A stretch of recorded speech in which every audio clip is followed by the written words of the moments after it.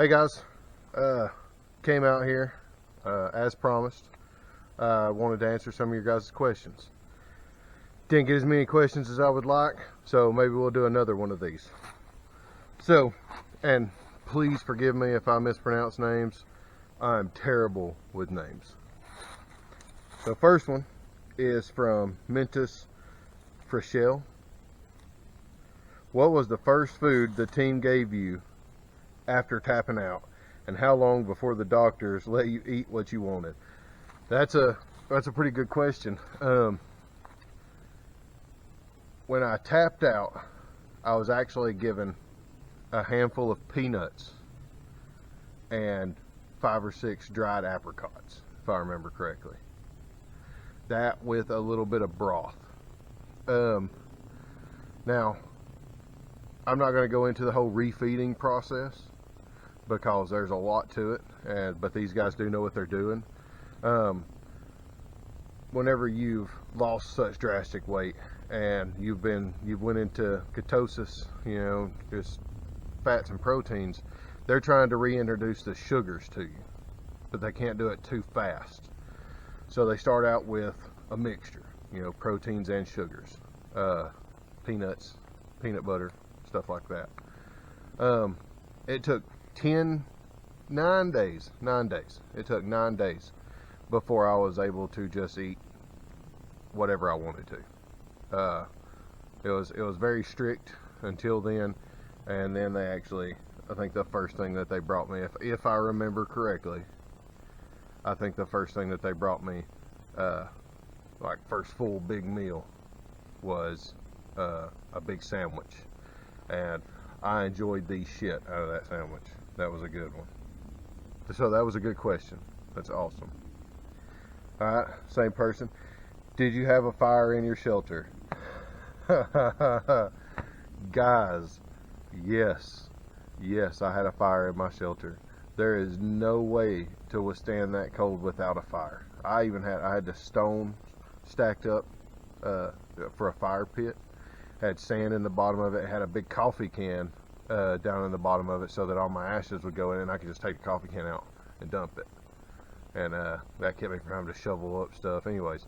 And I even had a tripod built over it, and I had one rock that stuck out that I could set my pan on, and I took those same rocks off as they heated up and put them in my sleeping bag. Fact of the matter is that it was cold. It was really cold, and I can handle the cold a lot more now at 280 pounds than I could at 216 pounds in starvation mode. So it's, once you start getting cold out there, it's just cold. You would seriously have to lay in your fire to keep from being cold. Even with putting rocks in my sleeping bag, it was still so cold at night. And that sleeping bag was rated for -40. It's a Wiggy's. It was rated for -40. It still didn't. I was just cold. But yes, I did have a fire. I actually remember in one little scene they showed before I built the big fire pit. I actually had a fire in that can, and well, I say big fire pit, the bigger fire pit. I actually had a fire in that can. I was cooking my rats on. Mice, sorry. But yeah, so it was so cold in there that even having a fire, it was just useless to me. And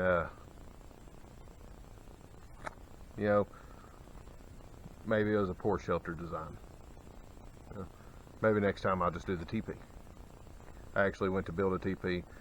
I'm a big guy. Alan's a pretty big guy, don't get me wrong. I'm a big guy.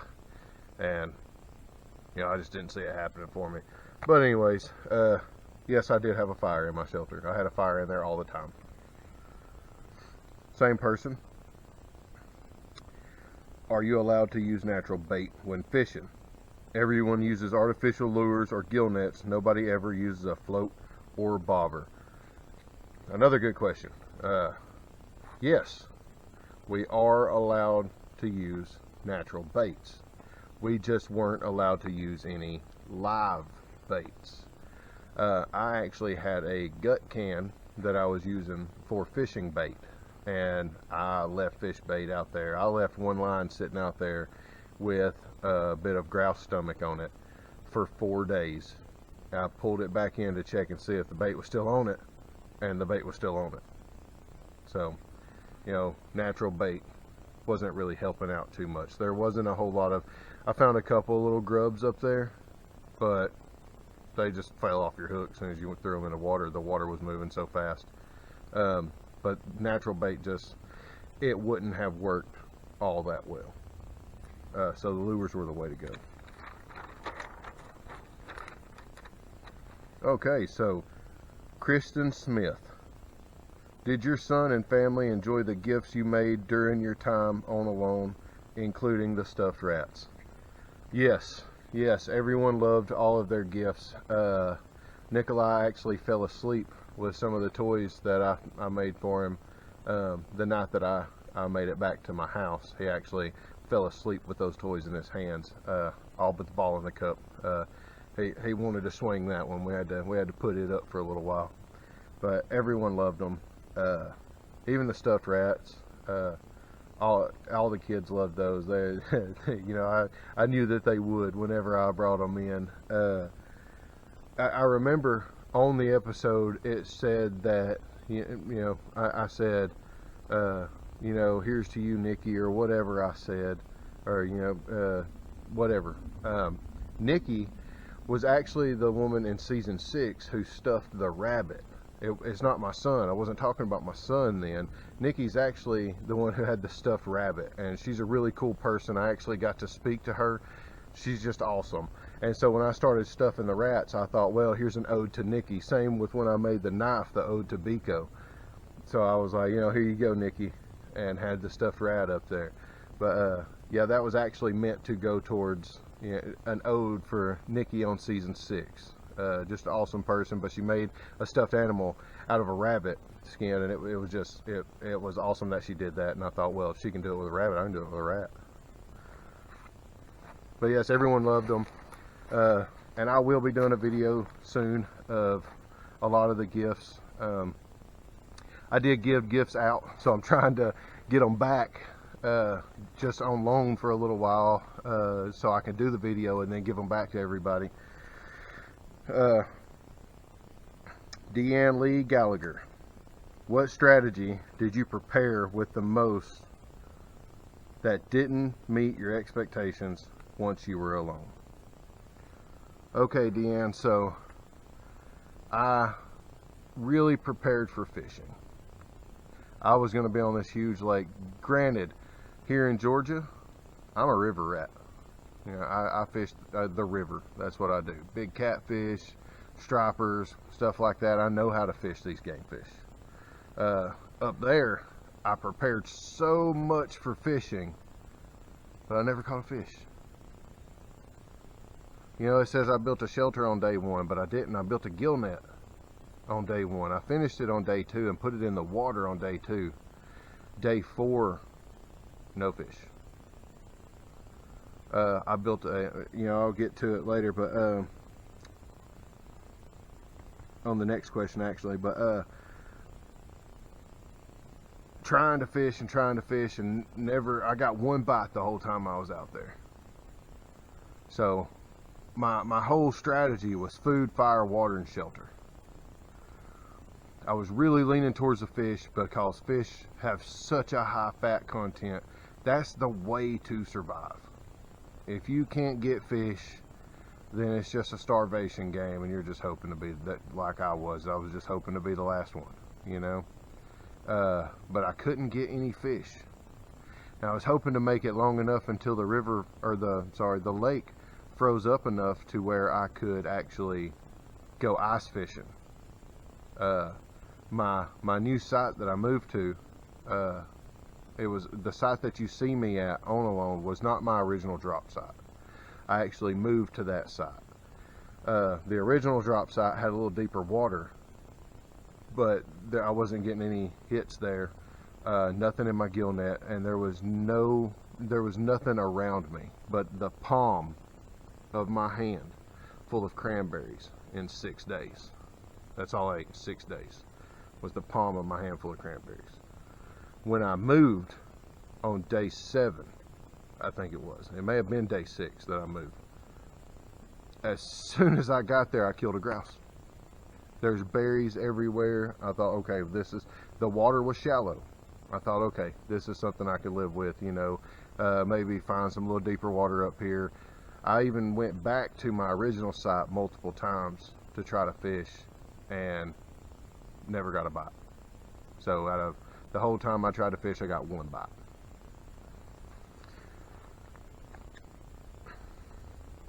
Margaret Holte, I'm sorry again. What did you do during your time there that wasn't shown but is something you consider a good example of your skills and ingenuity? Going back to the fishing. Because I didn't catch a fish, and that's really the only reason that it wasn't shown, is because I didn't catch a fish. I built a fishing rod. One that casts and reels, just like, you know, a few of the other contestants have done. But it didn't get shown. It did great. It threw out. I just couldn't get a bite off of it. I made multiple fishing lures using most of my hooks. I made spoons, different shapes and sizes of spoons. I made different plugs, from divers to poppers that hop on the top of the water. I made brokeback minnows, all kinds of stuff. I made a hand line to tote with me, so as I was walking I could cast out every now and again. So all of those things that I thought were, you know, really neat. I made lures out of pieces of fish bone that I found. Nothing. So I think the reason that it didn't get shown is because I didn't catch a fish. But I think that those actually showed, you know, a lot of my skills and ingenuity, being able to craft all of that just from scraps and nothing. Another thing was I got down to 2 arrows by day 12. 2 arrows. Those were my broadhead arrows. I didn't want to give those up. I didn't want to risk losing those, you know, just in case I saw big game. I started making my own arrows. Those arrows killed a lot of grouse. White Black actually gave me an arrow, or he gave me a few. The first grouse that you see me kill was killed with a flu arrow that White handed me. You know, he's a great guy. He really helped me out a lot. And another arrow that you see me use all the time with the red and the white fletchings, the gold tip, he gave me that one too. And that one I'll be showing it to you later. The flu I lost, but that one I kept, and I'll be showing it to you later. But I didn't use that for a good while because I didn't want to risk losing it. It had a broadhead on it. I didn't want to risk losing it. So I actually started making my own arrows. I made arrows first with no points because I was just going to lose them anyways, and I was just trying to figure it out. So I made a whole bunch of them that were just sharpened sticks that flew through the air. I actually started knapping glass and crafting arrowheads from bones and wood, whatever I could find. And I made so many arrows that I actually gave a lot of the arrows away to members of the crew as souvenirs, you know. I did bring one home with me, but I gave out a lot of them as souvenirs to the crew. So there's just another thing, you know, that they didn't show. I do have the arrow that I will be showing in a later video, probably sometime this week. And I also have one of the gifts that I gave was a pendant to my wife. It was a arrowhead that I made, and I put it on you know, wrapped some wire around it and stuff. Made a pendant for a necklace, and I'll show you guys that too. Anita Dutton. Man, that name sounds familiar. What is some of the stuff you learned in Canada before the drop? What kind of plant life did you see and learn how to use? Okay, so this is awesome. I learned let me go back to Wyatt real quick. Wyatt taught me how to make a moose call. You know, how to actually do the moose call with your finger and your nose, and the different tones. I'm not gonna do it out here because ain't no moose. We got deer out here. Anyways, he showed me how to do the moose call. I actually used the moose call out there, but it didn't render anything. Otherwise, I would, you know, have shot the moose and then got the bear and then fried everything. Anyways, Alan actually showed me. We don't have grouse here. We have them, but they're rare to see. Even on the mountains, you don't see a whole lot of them. So I had actually never had any experience with grouse before. You know, around here we have quail and doves, stuff like that, turkeys. We don't have grouse. Alan Tenta actually showed me, you know, what kind of grouse was what, the difference between a spruce grouse and a rough grouse, and told me which one tastes better, which I thought was pretty cool. And he's also the one that said, you know, if you could put an arrow over its back, it won't move 90% of the time. You'll get a second shot. And he was right. So kudos, thank you, Alan. The plant life, and you know, I learned something from everybody out there. I mean, I learned something from everybody. Different little traps to set and stuff. Of course, you know, I'm not gonna lie, I stuck with my basics. The Paiute, the figure 4, and the little pull string trap. But I learned a lot of traps out there. I learned, you know, some shooting techniques that I had never seen before. Cade is an awesome shot with an arrow. I'm telling you right now, put a bow in that, I wouldn't shoot against him with a rifle. He showed me a little bit of my stance and how to stand, and I'm not so limber as he is. I got this belly. But anyways, the plant life and stuff during our plant walk, I wasn't really familiar with too many of the plants up there. We were shown a whole butt ton of plants, from different kind of funguses and berries to the difference between, you know, the dogwood and the willows. Sorry, lost my words. The willows, the different willows and stuff out there. I actually learned, you know, how to measure out.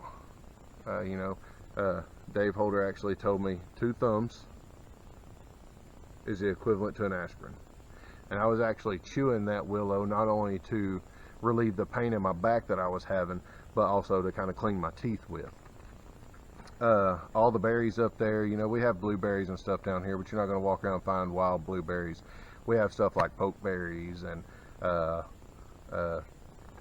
mountain grapes, muscadines, whatever you want to call them, stuff like that. We don't really have a whole lot of, you know, low-lying berries.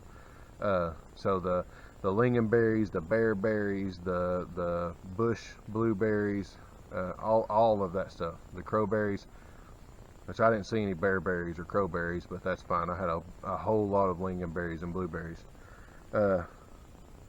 Learned how to, you know, make, it was actually something pretty cool. There's false tinder fungus, and I learned how to process it down into tinder, which was pretty awesome. I didn't have to use it out there. I only used one other kind of fire starter other than the little natural stuff, and that was another thing about my ingenuity is I actually took my knife and raked cotton off my denim jeans to start a fire with, because some of my material was wet and I needed to get that fire going. So I actually scraped the cotton off my denim jeans, packed it up and put it in my tinder ball and lit that on fire to get enough to really ignite the birch and moss that I had. Sherry Weeks, where did you grow up? You know what, Sherry? Thank you for asking.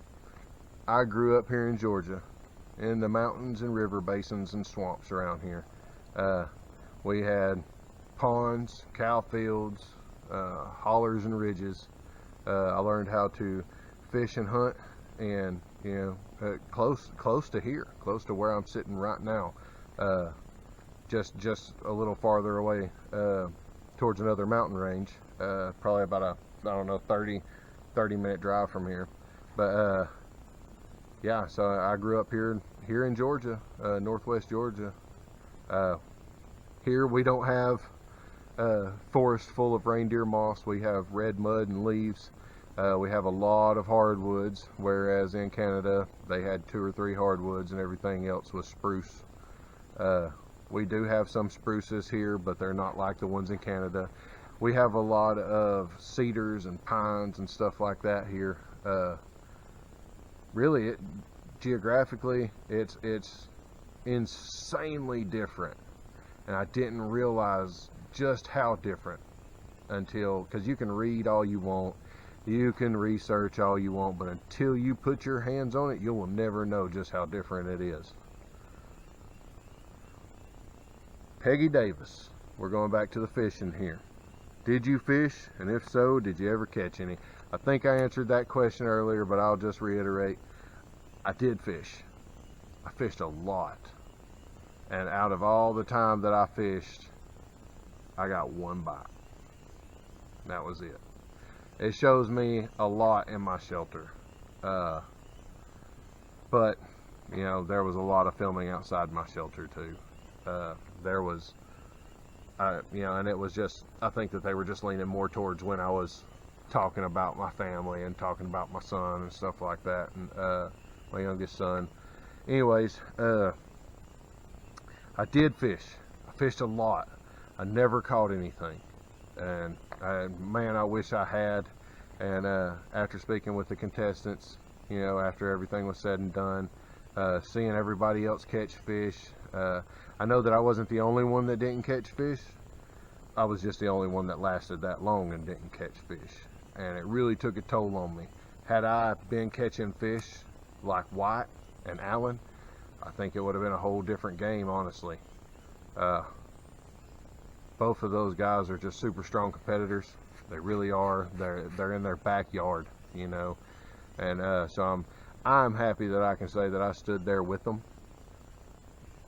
But I think fish really would have changed my game. I think it would have changed it, you know, the game a lot. I'm not saying that it would have changed the outcome. I'm not saying that I would have won if I had fish. But if I would have been having fish too, we may have seen 70 or 80 days. But it is what it is. Speaking on that, I'm just going to go ahead and give a little brief speech here about the food out there. I've had people ask how I made it so far just off of rats and a couple of grouse. Well, there's no way that I would have been able to make it 55 days just off of mice. You know, I don't remember what day it was that it showed my last grouse kill. I think it was the really windy day. That wasn't the last one. No, I did some traveling. I got more grouse. All in all, and this isn't a whole lot of food. Please don't think I'm bragging here. This isn't a whole lot of food, but all in all, protein-wise, I had 1 squirrel, 19 grouse, and 21 rats. Of those, I ate all the internal organs. I roasted and ground and ate the bones. Every scrap of meat that was possibly on them, you know, eyeballs, tongues, everything. I had pounds of berries. There were days that all I did was forage berries, trying to, you know, put some aside, dry some out, you know. I actually had a bag of dehydrated grouse breasts and rat meat that I ground up in the hopes that I was going to find something out there that had some kind of fat on it so that I could make some pemmican. I also had fruit leather that I had made that was stored. So I actually had food when I tapped out. It was just time to go.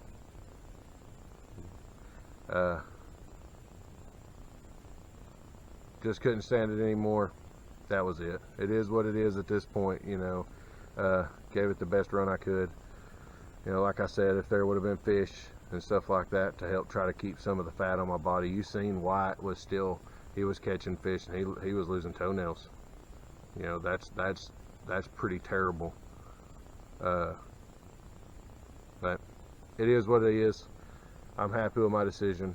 I was able to keep all my digits, all my toes, my nose. I don't know if y'all could really see how red my nose was, but my nose was sore to the touch there for a second. So yeah, just there was more than rats is what I'm getting at. A lot more than rats. The berries were a staple. I had the reindeer moss. You know, yesterday's toilet paper. Today's brunch. Not the same handful of moss though. It wasn't that rough. But with that little bit of food, I did make it 55 days. I still had some left because I was rationing so bad, and what I was doing was hoarding food.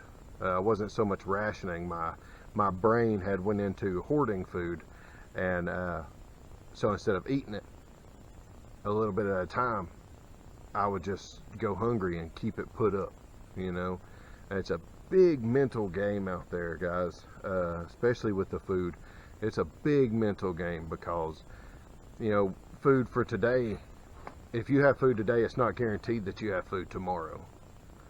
And once you get so far gone, once your mind's so far gone, I should say, it becomes, I don't have to eat today, I can eat tomorrow. And then tomorrow you think, I could go one more day and then I'll have food tomorrow, you know. Even when you're getting food, you're like, man, I need to put this up. So, you know, that happened to me. It doesn't happen to everybody, but it happened to me. So, in conclusion, I hope everybody enjoyed it. I hope I was able to answer your questions. Maybe next time, you know, if you guys want to send me some more questions, maybe I'll get the chance to do another video and, you know, put some more of you guys' questions out there and give you some answers. Till then, we'll see you guys later. Please subscribe. That way, you know, the next ones that come up, you'll be able to see them. I believe my very next video is probably going to be a video of everything that I made. I want to show off a little bit of stuff that you didn't see out there. Show you my calendar acts and stuff like that. So, till next time, we'll see you guys later.